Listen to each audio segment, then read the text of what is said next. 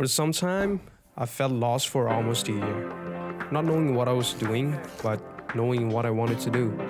But with time, I met some of the amazing people, and meeting them changed the way I view life. This year, I had a lot of memories, and 2024 has been a wild ride for me. For me, the year started with one of the biggest festivals in the Chittagong Viltrox, also known as Boishu. I got to see the Tripura's Boishu for the first time, and I got to document almost everything. Almost. Even the traditional dance performed by mostly Tripura men called Goriyanritto. And of course, I had a feast all day that day. It was a personal project for me, and I was very much tight on budget, and I'm yet to publish that video. Stay tuned for that one.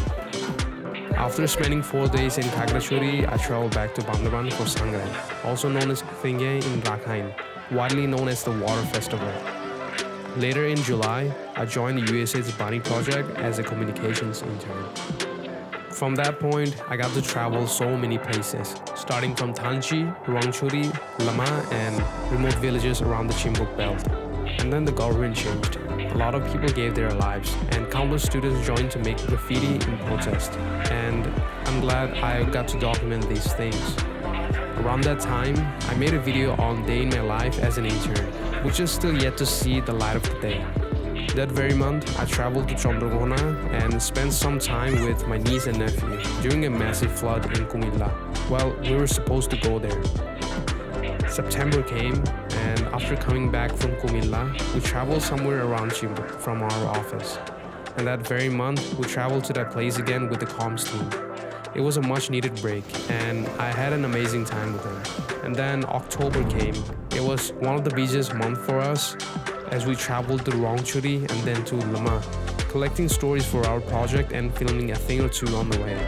Then came the 17th of October, Wagyapui, one of the largest human gathering in Bandarban, and the sky was filled with mo, which you may know as sky lanterns. I feel lucky that I belong to this culture.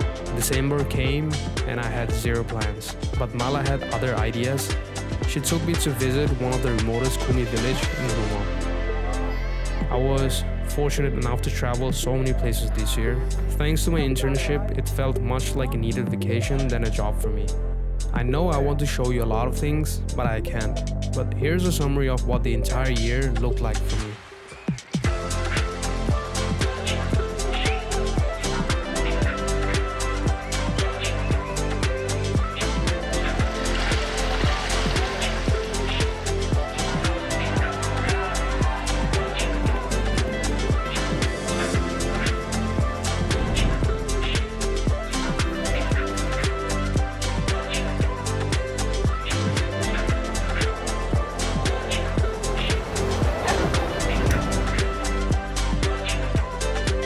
This year changed me as a person, and it's much like a blessing for me. And I got to work with some of the most amazing people, and I was lucky to be part of that. So thank you so much for watching so far, and I hope you have the best of 2025.